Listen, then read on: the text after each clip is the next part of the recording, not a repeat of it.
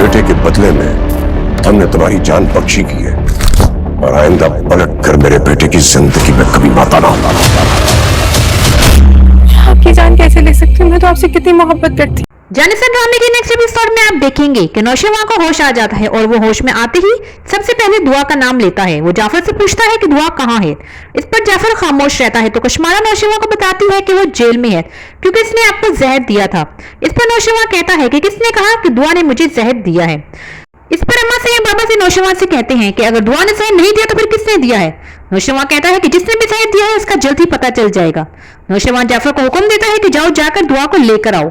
इस पर अम्मा सैयद बाबा सही नौशेवा को कहते हैं उसे लाने की कोई जरूरत नहीं, उसे जेल में ही रहने दो, तुम्हारी जान भी जा सकती थी। फिर जाफर दुआ की बेल करवाने के लिए पुलिस स्टेशन चला जाता है और उसे वहां से बाहर निकलवा देता है। तो दुआ की मां फहमीदा उसे अपने साथ अपने घर ले जाती है। दूसरी तरफ जब दुआ घर पहुंचती है तो फिजा जब दुआ को देखती है तो उसे देखकर गुस्से में आ जाती है। कहती है कि तुम्हारी हिम्मत भी कैसे हुई इस घर में आने की। फिर वो अपनी मां फहमीदा से कहती है कि आपने इसे इस घर में घुसने भी कैसे दिया। उसकी मां कहती है कि फिजा दुआ तुम्हारी बहन है, आपने इसे घुसने कैसे दिया अंदर? चुप हो जाओ फिजा। क्यों क्यों चुप कर जाऊं? तो फिजा कहने लगती है कि ये मेरी बहन नहीं है, इसने पहले तो मेरा घर उजाड़ा, फिर उसके बाद अपने ही शोहर को, एक शरीफ इंसान को मौत के मुंह तक पहुंचा दिया। दुआ ये सब सुनकर खामोश रहती है और कमरे से बाहर चली जाती है। फिर दुआ नौशेवा से मिलने के लिए हॉस्पिटल चली जाती है लेकिन जाफर उसे नौशेवा से मिलने से रोक देता है। इस पर दुआ जाफर के पांव पकड़ने लगती है तो जाफर उसे कहता है कि सिर्फ एक नजर देख लें फिर यहाँ से चली जाएं। बाबा सैयद दुआ को हॉस्पिटल में देख लेते हैं और कहते हैं कि अपने बेटे के बदले हमने तुम्हारी जान बख्शी है, अब तुम उसकी जिंदगी से दूर चली जाओ और वापस कभी ना आना। ये सुनकर दुआ वहां से चली जाती है। अगले दिन नौशेवा को हॉस्पिटल से डिस्चार्ज मिल जाता है। जब वो घर पहुंचता है तो हर तरफ दुआ को ढूंढता है लेकिन दुआ कहीं नजर नहीं आती। फिर वो उसकी कबर्ड को खोलता है तो वो खाली होती है।